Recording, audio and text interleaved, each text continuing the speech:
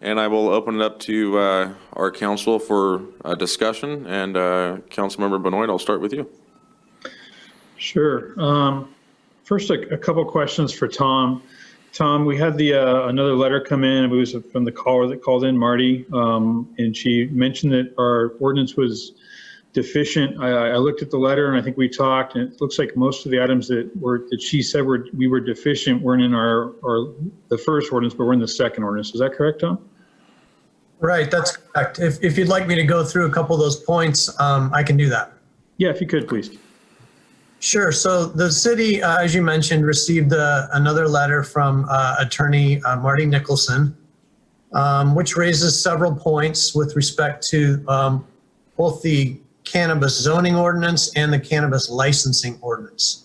As kind of an overall comment, one of the things that the letter mentions is that the letter disagrees with the ordinance simply incorporating state law by reference. And incorporating state law by reference is a common practice if the state's laws and regulations change or evolve over time. The city can decide at that point if the city wants to amend the cannabis ordinances to be more or to be less restrictive than what the new state requirements are, or if the city is comfortable with the new state requirements, then you would just leave the ordinances the way that they are.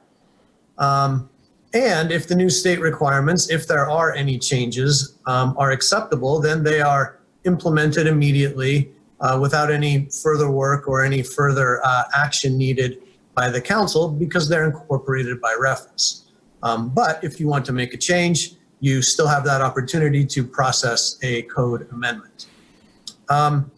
Another issue that the letter raises is the letter states that the ordinance doesn't require background checks. Background checks are required for owners, and they are done by the state. And the state requires these background checks in order to issue a state license. So the city requires proof of the license, which will then require a background check. Another thing that the letter states is that the ordinance only allows for inspections of cannabis businesses by the planning director and not by the police chief or other city officials. And as Councilmember Benoit mentioned, it's important to remember that there are two different ordinances here. There is one ordinance that's in the zoning code that requires a conditional use permit, and then there is another ordinance that requires a license. But those two ordinances have to be read together because together they create the regulatory compliance process. So the zoning code ordinance authorizes the planning director to conduct inspections to ensure that it is in compliance with the conditional use permit. The license ordinance separately has sections on inspection and enforcement. For example, security camera recordings must be made immediately available to law enforcement or for criminal investigating purposes. And that's in the license ordinance. The license ordinance also allows the local licensing authority, which is the city, to inspect these cannabis businesses as needed and as necessary. And it specifically states that inspections can be performed by a code enforcement officer, the police chief, the fire chief, building official, the finance director, city attorney, or any designee of those officials. Another point that the letter states is that the ordinance doesn't have any provisions on signs. Again, the provisions on signs are in the license ordinance, which states that signs have to comply with the city's sign code, and they cannot include anything that is attractive to children or minors. Final point is that the letter states that the ordinance doesn't have any provisions on consumption of cannabis or alcohol on the premises of a cannabis business. The license ordinance expressly prohibits the consumption of cannabis or alcohol or tobacco on the premises of a cannabis business. Thank you, Tom. Maybe this is probably a question for Matt Bassey. Matt, can you take me back to how we sort of got here tonight, which is when this was originally at the Planning Commission and the discussion on whether or not to allow it in industrial commercial. Could you elaborate on that at all, or tell us, I know the vote was a 3-2 vote there, but was that was definitely part of their discussion there, and that's where they settled on it, correct? That's correct. Councilmember Benoit, the commission did discuss that. It was brought up by a couple of commissioners. In the end, they took a straw poll and decided not to make that as part of their recommendation to the city council. Not to make the recommendation to do just industrial, is that what you're saying? Correct, yeah. Commissioner Strong had brought that up. I don't recall who else was supporting that, but in the end, it was a 3-2 straw poll vote not to include that in the recommendation. So in other words, to keep the commercial cannabis in the commercial zones and the cultivation manufacturing in the industrial zones. Thank you. I think that's all I have for now. I'll maybe come back to a couple more, but go ahead. Okay, thank you, Ben. Joseph?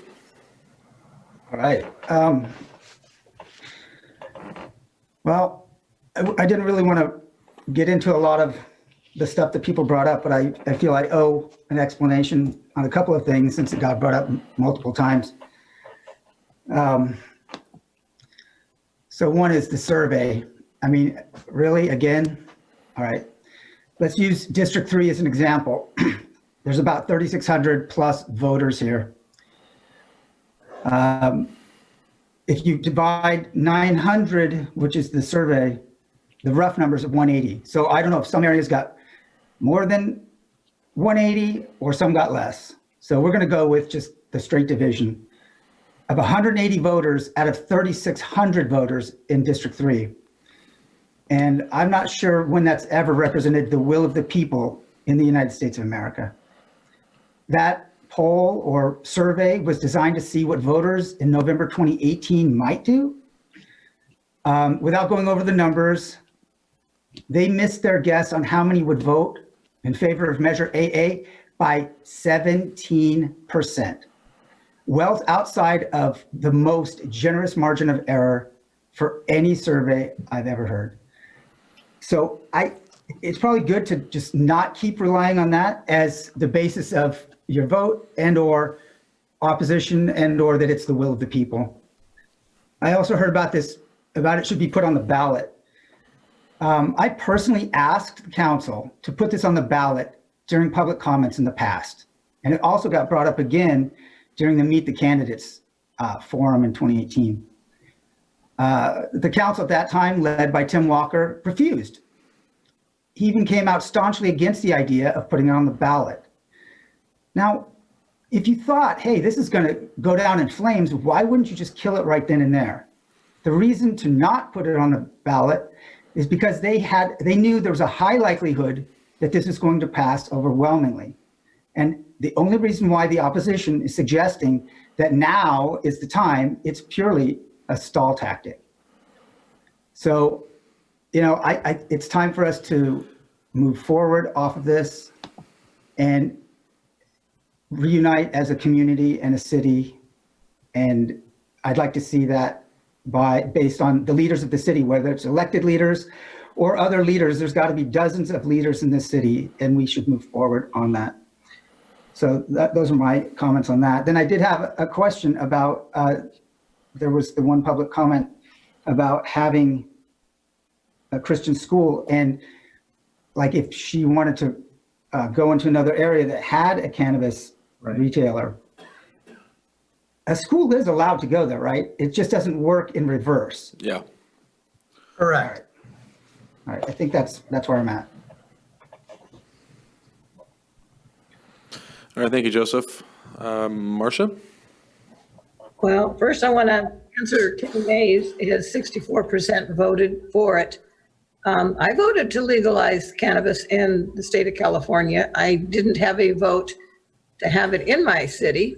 I listened to the survey. This is a company we've used over and over. They might have been off 17%, but it did pass. So they were right. I would have been all in favor of putting it on the ballot then, but at that time, we'd all agreed that there was a moratorium, that we weren't going to look at an ordinance, we were going to wait and this. So why would you put it on the ballot if we already had something that said we weren't going to move forward? When the survey came out from day one, I've said, let them have a choice, yes or no. Not what the ordinance should say, that should be up to us and where it's going to be.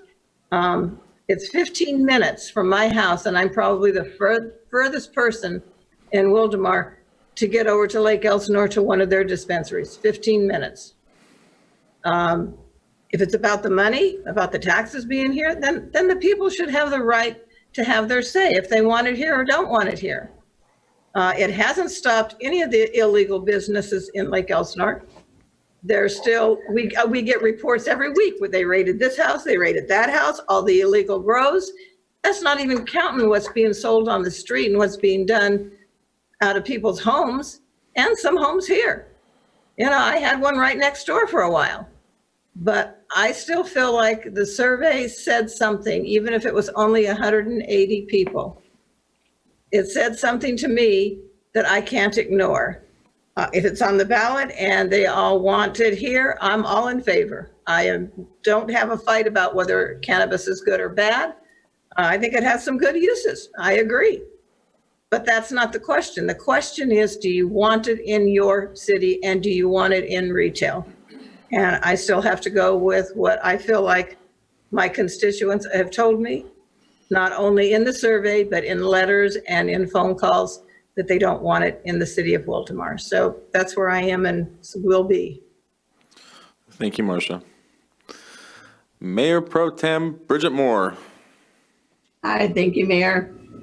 So yes, Marcia is right. When we discussed this a few years ago, the council agreed that we were going to put this off and we were not going to discuss this for a couple of years.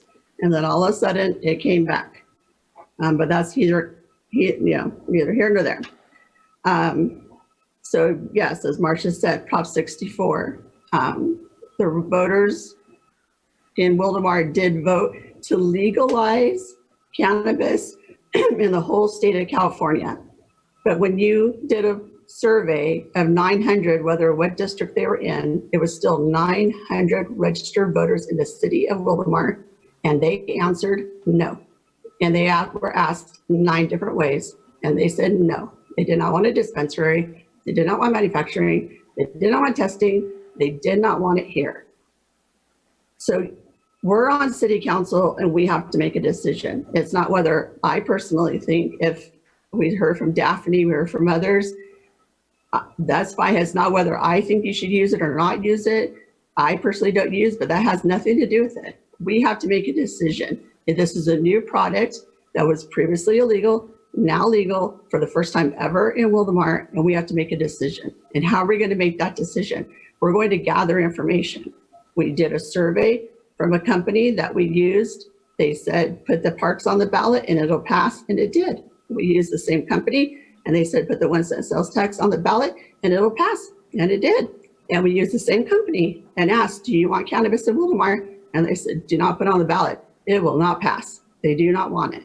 So first time they were correct. Second time they were correct. I mean, if you don't want to believe it the third time, that's your opinion, but we had used them before. So now, okay, so fine. You want to throw the survey out. You want to say it was flawed. It doesn't work. Okay. So what else are you going to do? Well, how else are you going to gather the information from your residents, whether they want this in their community or not? You're going to hold public meetings. We had several public meetings. We've been talking about cannabis for 10 years. You're going to document those comments, those emails. We received 3 emails from an attorney that was, again, representing a residents who opposed it. We received a petition with 150 signatures that were against it. Yes, you're going to say they are all valid. Okay, they weren't, all of them weren't valid, but hey, they tried, right? You got comments, you got emails. All of council has received the emails. And if you can't admit that the majority by far of all those emails we received are in opposition, you're not reading the emails. So Matt Basti has been tallying all that. So I would like to ask Matt, how many comments, emails in all these meetings are yeses and how many are nos? So Councilmember Moore, not just the meetings, I started receiving emails back in October when we started this process. So from then till now, there's been about 175 email letters citing opposition to the code amendment. That 175 includes the petition that was actually 125 signatures. And only 8 email letters that I received in support of, and that does not include the comments from tonight's meeting. Okay. So it was more, I mean, you're going to say, oh, it's not a great majority. Well, 175 to 8 sounds pretty majority to me, but this is a polarizing issue and residents are divided. Some want it, some don't. But we have to make a decision based on what the data we have collected. So whatever you want to look at, do you want to look at the 175 to the 8? Do you want to look at the survey? I mean, what are you going to base your decision on?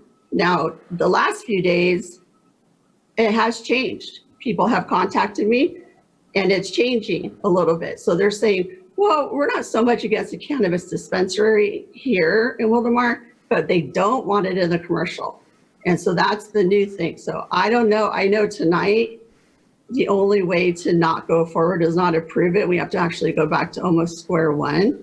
But, and then you heard, here's our businesses, the Finch, Color Partner, Color Parlor, farmers, businesses that have stood by us, businesses that have survived this pandemic. And now this is how they're going to be treated. I mean, it's just not right. So I don't know. In the industrial space, because that was brought up also, when we looked at the map and Matt could show it, I mean, we don't have a lot of industrial space. So that was also one reason why commercial was brought in. I get that. But if you look at the parking lot, okay, so say it goes in and they're going to have 3 suites next to Finch for this dispensary. I mean, the parking lot is just going to be packed. It's, I don't know. I don't know how business will be able to park for either Finch or the Parlor because it's going to be just so crowded. But I'm still a no. Those are my thoughts. Can I jump in here one more time?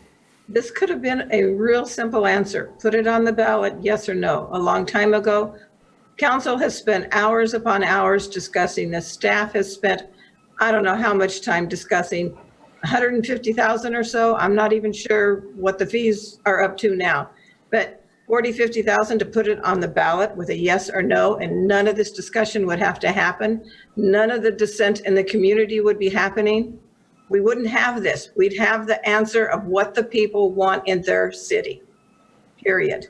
And I would vote whatever they wanted. I would change my vote. If the majority said, yes, we want them, you'd have a yes vote right away.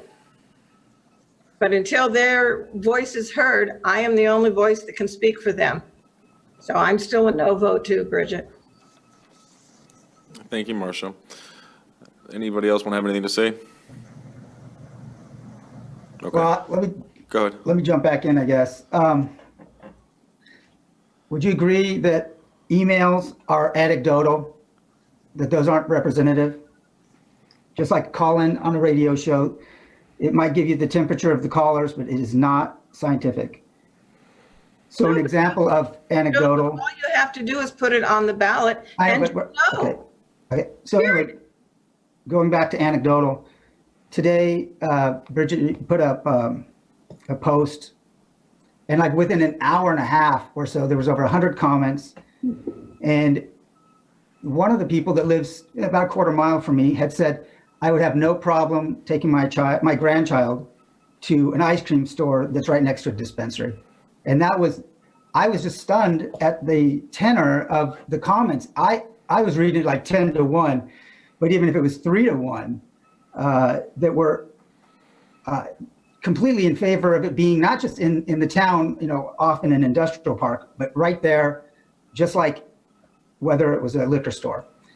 So I'm not sure that anecdotal evidence matters, but there is that. And so anyway. Okay, but Joseph, this is how we ask for the opinions. You attend a public meeting, contact your council member, send an email. We say, send an email to the city clerk. This is how it's documented. So this is how we gather the information. So it's not anecdotal. This is what they're saying. These are the people who took the time to write an email and to say how they felt. The same thing I said, when those 900 people answered in the privacy of their own home, they're saying, no, I don't want it here. Maybe they voted for Prop 64 because they said legal in all of California. But when you ask them, do you want it in the city of Wildomar? It was like, no. Sure, I respect that, but the way I see it, and of course it's just an opinion, but nobody was prepared for your post, and you got what is called organic results. I contend that the majority of the emails we've gotten in the last two plus weeks, because they really flooded in kind of like clockwork, that can be orchestrated.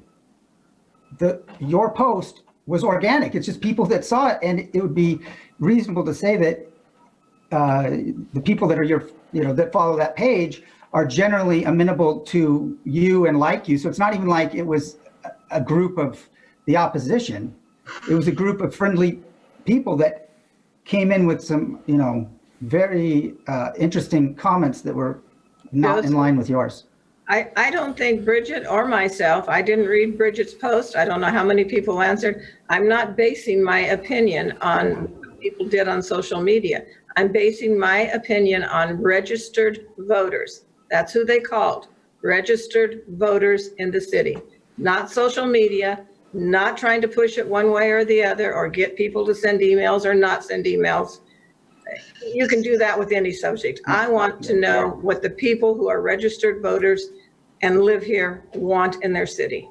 And My post wasn't to gather data. I just want to make sure residents, because the last few days it was, well, wait a minute, you're doing it in retail, you're doing it in commercial. Whoa, that's not what I thought. I thought you were doing it industrial. So my post was like, okay, Wildemar, are you ready? Because it's going to be next to Dunkin'. It could be, there's an empty suite next to Dunkin' and Hornstein's getting calls. So I'm just letting you know, hey, that's totally possible, especially since they're going to kick out the color parlor. So that post wasn't for me to gather data. I just want to say, hey, it's coming.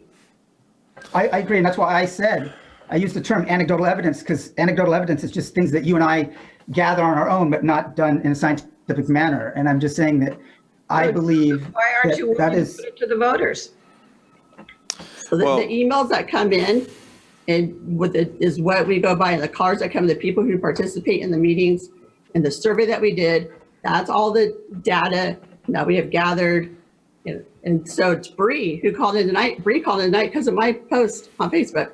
So yeah, it's I was just giving you an example of anecdotal, and we don't have to agree. We can see shades of gray, different ways that that's interpreted. So An adult, I can even say it, doesn't mean a thing. No. Who knows who right, they and are? I'm saying that the emails that are sent in are 100% the exact same thing as posts on a Facebook page. Yeah, I'm not counting emails. I don't care how many Well, emails. we heard 178 to 8 or whatever, so it reminds me of my friend Monty years ago. Hi, Monty. Voters But the right to vote. I got that, but reminds me of my Joseph friend, has the floor, everybody. Could Joseph have the floor for a bit? Oh, yeah. reminds me of my friend Monty years ago. He had done a survey in his area near the park, and I think it was like 22 out of 23 wanted the fence to stay up. And then conversely, I'm trying to remember his name, but I think his name is John something, and he lives a little further from the park, and he like surveyed like 170 people, and it miraculously came in like 168 to 2. So my point is, emails that are done that way are every bit as much anecdotal, which just means it's good to look at, but it's not something that you hang your hat on. So when Matt had said, something to the effect of 178 to 8 or somewhere in that neighborhood, that's fine, but you can do an email writing party, and so it doesn't really resonate. well, I'm not going to dismiss residents when they email me what they say. Thanks, Bridget. Ben, go ahead. You're Tom, can you muted. bring us back to what it is we're doing tonight, which is a second reading of an ordinance? We've had a lot of comments about changing what we've already done up to this point, changing what the Planning Commission did, changing what we voted on a week and a half ago. What can we do with what we have today? My understanding is that we either table this and go back to Planning Commission, or we pass it. Are there any other options that we have today? Sure, that's correct. So state law, the government code allows changes to an ordinance during the first reading. But once you get to the second reading, no changes are allowed other than a clerical mistake, a clerical error, something like that. But no substantive changes would be allowed during tonight's hearing because it's a second reading. Thank you, Tom. You know, and I understand the concerns that some folks are having, whether it's in retail or in industrial. You know, the bottom line, as I see it, and I think this is where the Planning Commission came to the same conclusion, saying just industrial in our city would be very, very limiting, probably wouldn't allow for much of any. And I've heard from even some of the dissenters that, not in this body, but other people that I've talked to, that they don't want to see it right along the freeway in the industrial park that's by the house, because then it would give us a bad impression. You know, it's just, if the people that just don't want it, there's no good spot for it. You know, and I feel for the barbershop, the color store, but, you know, the owner of your facility has a business decision to make. And I'll tell you that there's plenty of other facilities along the Miracle Mile that Andy brought up that are not, they're not for this. They're not taking even an application. They're being very upfront with these organizations saying, you know what, we get it. We get it's legal. Not good, not what we want in our center. Go somewhere else. So your owner made that decision. I know it's a tough decision, and I feel for the business that is being pushed aside or pushed to the new suite. But that's an owner's decision. And I think the three of us that voted for this saw this and took an approach of a free market approach. And when we try to get into the ups and downs of individual ownerships and leases, it's really not where we're supposed to be. So I can come back to, where did we originally vision this? Where did the Planning Commission vision this? And this is what we've come up with. I added a caveat at the last meeting of adding a 100-foot buffer because I didn't want to see it along every little commercial entity or box down Mission Trail. And I think that adds that and it fixes that. But that would have been the time to have this discussion. You know, I think, you know, there's been a lot of discussion. There's been a lot of input. We've taken a lot of input. I get the urge to have gone to the voters. We didn't do that in the past. Could we? Sure. Could we do it now? I think at this point, we've gone so far down this path that we've just got to move forward. And I hope we can move forward and have some congeniality. And I know we will, because I know everyone on this council, we all love our city. We all are supportive of our city, and we all want us to do well. And, you know, I'm the first person, though, that we see this coming forward, we see issues with it, we see problems. I'm going to be the first one to say, hey, we got to change something. You know, I appreciate these operators that are coming in. You know, they're coming into a tough business environment from the standpoint of we get to inspect them a lot. We get to renew their CUP every year, which means that we can say no. We get to ask the state, if the state has an issue with them, they can say no and lose their license. I mean, this is not the fly-by-night opportunists that we saw 10 years ago come into our city and absolutely cause havoc. These are operators that want to follow all the rules. They want everything to look nice. They want, you know, when you are walking your grandkid by to go to the donut store, when the door flies open, first off, you won't be able to see any product from the street, but when the door flies open, you won't see any product even then. You'll see a guard that will be looking for an ID, but you won't see a pot leaf or a sign or anything like that. So I feel strongly that we've done everything we can to make this as good as we can. Yes, it's going to go into retail too. I feel sorry for those business owners, but I think we need to all move forward tonight. So that's where I'm at. And Dustin, I think you need to make your comments too. Yeah. I wanted to listen to the entire discussion, you know, and it's been one of those years where it seems every issue is contentious, and it's been a challenge. And, you know, I see what, you know, Marcia and Bridget are saying, and, you know, there's very, very valid things to that.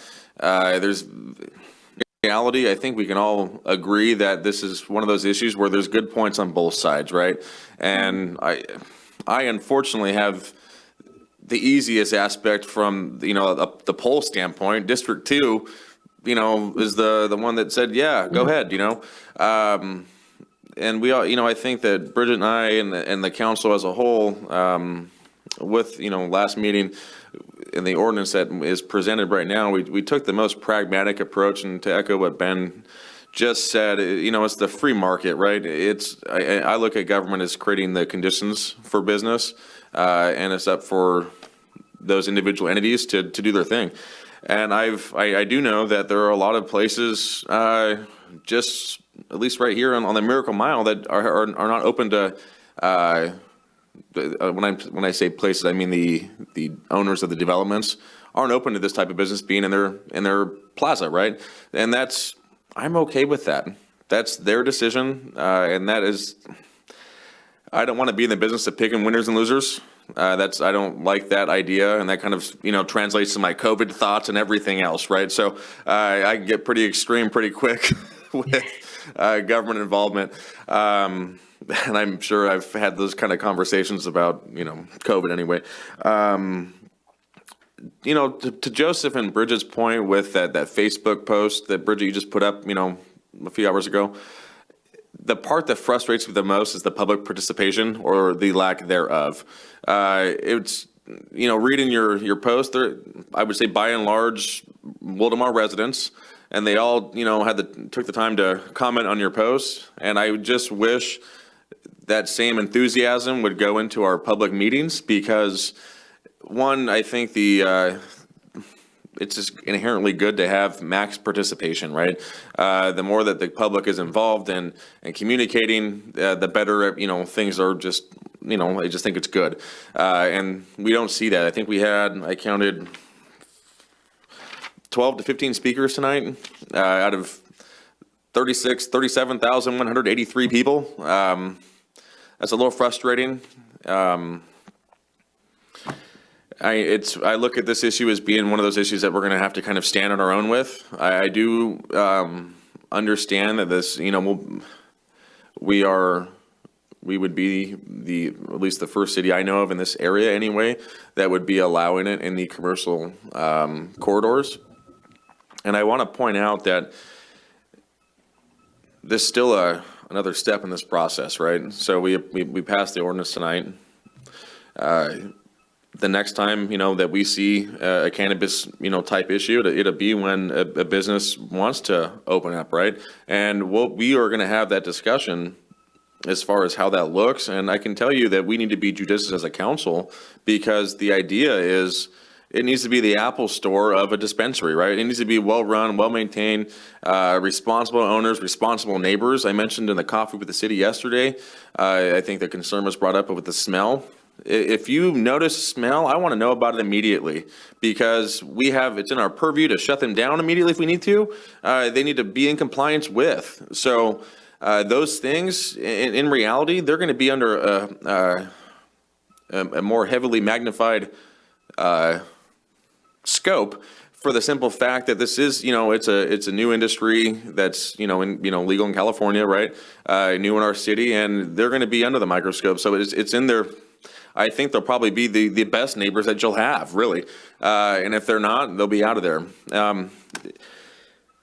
I know we've all spent our arguments and we can go back and forth. And we spent, 4 hours talking about it last week, week and a half ago. I think it's pretty obvious where we all stand. And the reason that we're even having this discussion right now, so the public is aware, is, we have to, what's the term I'm looking for, Tom? Added to a second reading, right, for an ordinance when we pass it. And so we had a very lengthy debate and discussion, 2 weeks ago, basically.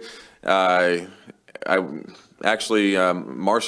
was initially, sent me a message wanting to, poll this item for the simple fact that it's one of those contentious issues. And, we don't typically poll consent calendar items, but we wanted to make sure that the public was involved. And I wanted to make sure that they had their 3 minutes to speak or 6 minutes to speak if you got time donated on this particular item. If we left it in the consent calendar, you have 3 minutes to talk on all consent calendar items, So I thank everyone for their participation, the back and forth. Marcia, I'm shaking your hand right now. I love you. Anyway, if there's a motion and a second for this. Will you take them separately, two ordinances? One is 187, one is 188. Okay. Do I have a motion for ordinance 187? Yeah, I'll make a motion for ordinance 187. Second. Okay, Jeanette, can we do a roll call vote, please? Councilmember Benoit, Aye. Councilmember Morabito, Aye. Councilmember Swanson, No. Mayor Pro Tem Moore, No. Mayor Nigg. Aye. Motion carries 3-2 with Councilmember Swanson and Mayor Pro Tem Moore voting no. And if there is a motion, a second for ordinance 188. I'll move ordinance 188. I'll second that. Okay, and Jeanette, can we have a roll call vote, please? Councilmember Benoit, Aye. Councilmember Morabito, Aye. Councilmember Swanson, No. Mayor Pro Tem Moore, No. Mayor Nigg. Aye. Motion carries 3-2 with Councilmember Swanson and Mayor Pro Tem Moore voting no.